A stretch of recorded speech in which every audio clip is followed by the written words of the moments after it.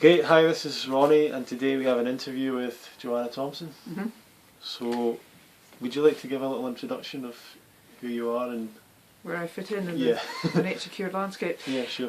Yes, I'm Joanna Thomson. I am the daughter of Leslie Thomson, who was a director of the Kingston Clinic in Edinburgh, and I'm the granddaughter of James C Thomson, who founded Nature Cure, or modern Nature Cure, in Scotland in 1909, along with my grandmother Jessie Thomson, who was a Nature Cure practitioner in her own right, who specialised in paediatrics. And how did your family get into this side of things? Well, initially it was because my grandfather was very, very seriously ill when he was in the Royal Navy and was given 3 months to live. He basically had TB, and rather than lay down and die like so many people tended to do, he decided that he would actually make some effort and research what he could do to make his own life better and get healthy again. And you were saying that he ended up over in America? And yes, it was a slightly circuitous route, but he actually did a lot of studying when he discovered he was ill, and had been reading various cranky books, what he considered cranky books on hydrotherapy and diet and exercise, before he got ill. And then he dug these out again from his collection, and he devised his own exercise, diet and lifestyle regime, and went off to stay in Perthshire actually for a while at her cousin's farm. And there he got the fresh air he needed and the sunlight that he needed and a good diet, good honest diet from the farm, and got better. But he realised that there was more to it than that, and he'd heard that obviously things were happening in America, and he went off there to see what was going on. Found his way to Battle Creek, where Kellogg's were. Wasn't so impressed with them because I think he found their methods a bit drastic, and eventually wandered down to Illinois, where he found Henry Lindler, who is known probably in the nature cure world as the father of modern nature cure. Lindler had tied together a lot of the work of the early pioneers of hydrotherapy and nature cure into a more scientific. He was a chemist, so he had a sort of more scientific bent and wanted to make it much more of a scientific kind of approach.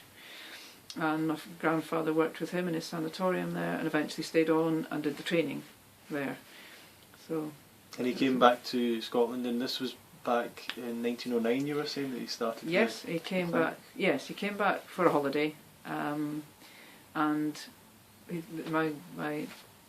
his mother, my grandmother on that great grandmother on that side, she had a boarding house in Albany Street, so there were rooms. So he basically set himself up in practice just to pass the time. Very quickly got known as the Sunshine Doctor, and carried on practicing, and never actually went back to the USA, and married my grandmother in 1913. And did he have any problems with the law or with the NHS wasn't around at that time, so what was happening? Well, he just practiced away doing his own thing. I mean, at that time there was a lot of interest in that in the 20s and 30s with people like George Bernard Shaw and a chap who wrote 1984, I can't remember his name. George Orwell. They were vegetarians, they were interested in alternative health, although George Orwell I think denounced it later. So there was quite a groundswell of interest in that, but as you say, there was no national health service, so people had no other option. They had to help themselves or try and find a doctor who would treat them. So it was a very different landscape then.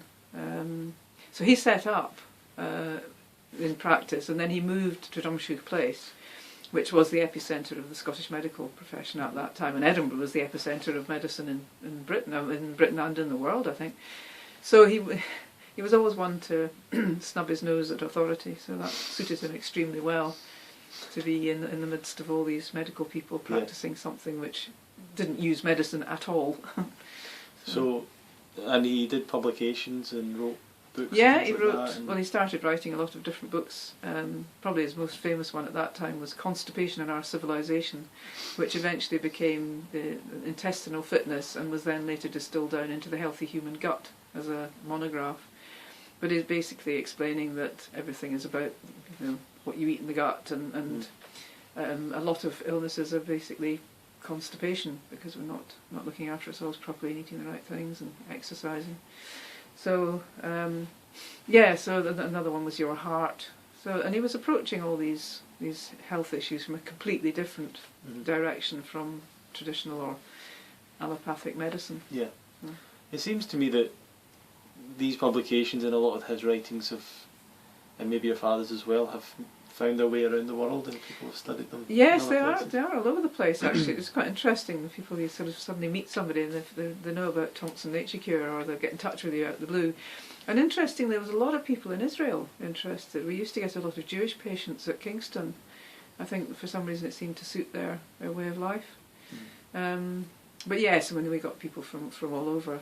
He eventually, having established his practice in Drumsheath Gardens, got the chance to buy a large mansion house with grounds just outside Edinburgh, or just on the outskirts of Edinburgh in those days, 1938. And that became the Kingston Clinic, which ran for 50 years. Right. And, you know, we could take up to 30 patients at a time, so it was a busy place. Yeah. And your dad took that over as well, and you... Yes, well, my father he did his training. He actually studied pure science at university. So, again, he brought a scientific view into the whole thing. He was quite analytical in the way he approached his writings, which was, I mean, my grandfather was just bullheaded. He just knew he was right. My grandmother would soften that with the emotional side of things and the balancing, and you know, he would send somebody to bed and say, if you can't get up, you're not well enough to come out of bed, then you don't get fed. And my grandmother would go up later with a bunch of grapes and a hot water bottle and say, no, it's all right. So there was that. There was his bombastic way of delivering, and my grandmother softening it. My father, then, as I say, he brought a scientific bias to it. And then when my uncle Alec Milne married my aunt and joined, well, he came in. He was shell shocked and a wreck when he arrived at Kingston. And like so many people, he came as a last resort, and ended up being so impressed with the recovery he made that he studied the naturopathy. And he was very much more of the psychosomatic approach. So there was a good balance of different people. And, you know, not every one approach suits everybody. So it was good to have that spread of different people who could tailor the treatment to suit that individual. So did it generally involve things like, would it be fasting, resting? There'd be all sorts of different diet? things. Yes. I mean, we used to do a round table discussion at 5:30 on a Friday afternoon, and it always came round to food, and Dad would try and steer it to somewhere, and it always came back to food. People were always fascinated by food. But yes, it was everything really. I mean, there's recently been I think it was a Swedish study that showed, or a Norwegian study that showed that 20 minutes brisk walk a day is really good for your heart. Well, that's what my grandfather said 100 years ago, 20 minutes brisk walk a day. The use of hydrotherapy, the use of cold water splashes and cold water applications, not the fierce stuff with the hoses and the sitz baths and things, and the tubs that people used to sit in. Much more of a gentle approach. Yeah. And actually, one of the reasons that my grandfather discarded a lot of these sort of things that needed apparatus was because he realised that people were giving the apparatus the benefit of having healed them, rather than realising that the only healing can actually come from you. Right. So diet, exercise, emotional balance, principles of health, principles of health, the way you relate to your fellow humans and the outside world. It's a big. He actually described it almost like a jigsaw puzzle. You know, you've got to have everything fitting in. And I've had a nice illustration recently of how important that jigsaw puzzle is in George Monbiot's book, Feral, where he talks about wolves being reintroduced to Yosemite National Park. And they'd taken the wolves out because the wolves are terrible and they kill everything. And what was happening was the deers were just overgrazing everything, the fish had disappeared from the rivers, the small birds had nowhere to be because everything was grazed to the ground. Reintroduced the wolves, the elk grazed in a completely different way, the riverbank started to recover, the undergrowth came back, the bushes came back, the birds came back, the fish came back. So it's like that with your body, that if you don't have that balance, if you don't have all the pieces of the jigsaw, then you start to get ill. So it's important to have all those different bits. Some people call them givens. You know, those various things that you absolutely have to have as a basic essential.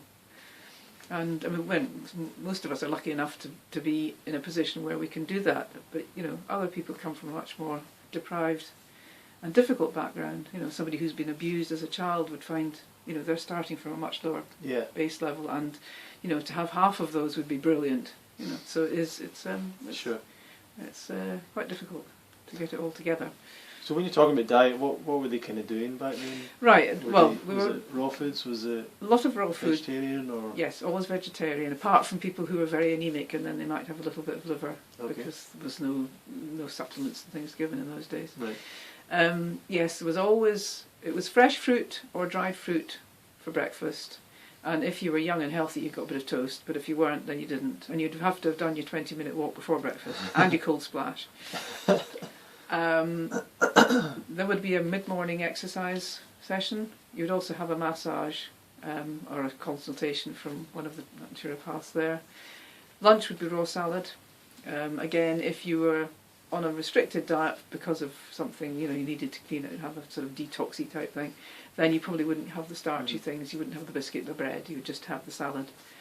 If you'd come in as a new patient and obviously your gut was depleted, then we used to give people something called kumis and lettuce. And kumis was a soured, natural, raw, unpasteurised milk, which is allowed to just, not sour, but ferment, so that all the bugs, the good bugs in it, are allowed to proliferate, and that then repopulates your gut. But it's difficult to get that now because we have to drink this ghastly pasteurised, boiled to hell milk that, they refer to it as good healthy milk, but it's not. It has nothing in it worth having, really.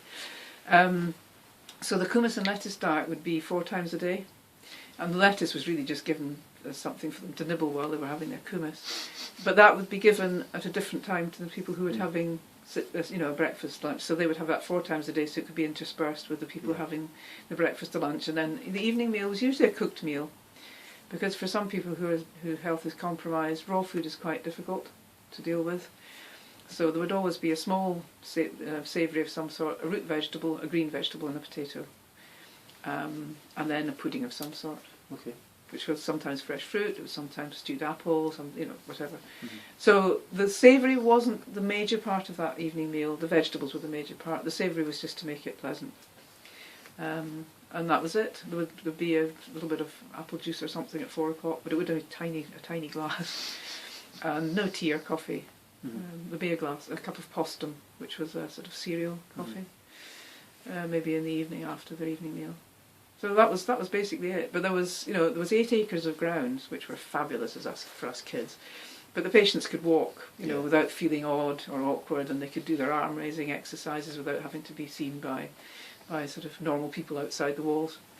In some ways, I suppose being at Kingston was a little bit like being in an Amish community, because everybody who came into the clinic and to those 8 acres of ground was like-minded. Right. And for me, I remember being absolutely gobsmacked when I discovered that people put poisonous stuff on the ground, to kill weeds, because the gardeners used flamethrowers or hugged them out with a hoe. So yeah, it was an interesting lifestyle. But it isn't just the food; it's very much about the whole approach to life. Yeah. But most people, think food, because it's so important to them. They're getting the diet right. But actually, sorry, just what I remember on the topic of diet, what my grandmother used to say was, get your diet about right and then forget about it, because you can make the most wholesome diet really almost poisonous by fretting about it. So get your diet balanced, reasonable, and just enjoy it, and get the rest of your life going. So that's important too. And you went on to do eventually naturopathy? I did. I started out because my father hadn't been given the choice of whether he was going to be a scientist. I mean, he would love to have been an electronics engineer, and he used to go off to his workshop and make televisions and design things and build things. But he was basically angled into doing the naturopathic life, which he did extremely well, and he was a brilliant naturopath.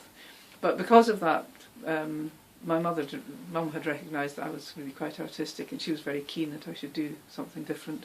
So that's why I went to art college and did that. And I always had it in the back of my mind I'd quite like to do the naturopathy, I did approach my dad, and he said, well,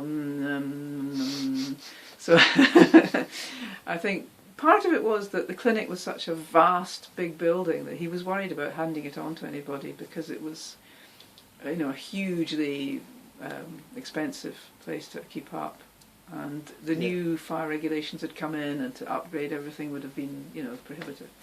So there was all sorts of reasons for him kind of keeping me doing not doing naturopathy, but it did mean there wasn't the next generation really to the same extent ready to come in and take over and do and carry it on. So it closed in 1988. Yeah, 1988 that closed. And you were saying that you're now sort of putting a book together, or yes. Well, the writings together? If you can see behind, there's a huge stack of monographs. There's about 30 of them, but about 18 of them I have taken and distilled down and rewritten, and there's an awful lot of very Victorian writing in them, which you will see when you read them. That's one of my favourites. Be kind to your kidneys. And there's another one that I really like, which is The Healthy Human Gut. That's that one there, yes. Which is a great wee book. That was one of the very first books he wrote, which has started out as Constipation in Our Civilization. to modern human problems. I think it was the subtitle for that. So yes, there's lots of writing that was accumulated over the years, and so I've tried to distill it down into one book, which at the moment is 102,000 words, and I haven't finished it yet, so it's going to be quite a big book, and I'm still going to put some recipes and bits and bobs in. So if people want to maybe get in touch with you or find out more about that, have you got an email or website? I have, yes. Well, they can go onto the Incorporated Society of Registered Naturopaths website, which is naturecuresociety.co.uk. I think if you put in Nature Cure, it will appear quite high up the listings. Also, if they want to contact me directly, if they just do kingstonfile@gmail.com, I've put that, I've registered that. And you also you've got a presentation that you can give on. I have got a PowerPoint presentation of the history of naturopathy, well, mostly the Thomson Kingston naturopathy and Kingston. Yes, and it's about a 45-minute talk. Okay. So, well, that's great. Thanks for spending some time and that's all right. sitting with us. And well, I'll just say, anyone watching the video, if you've got any other questions or any other comments, then you can comment down below. If you want to get in touch with Joanna, then I'll have the email address and stuff. So thanks a lot for... No problem. Yeah, it's been interesting to talk to you.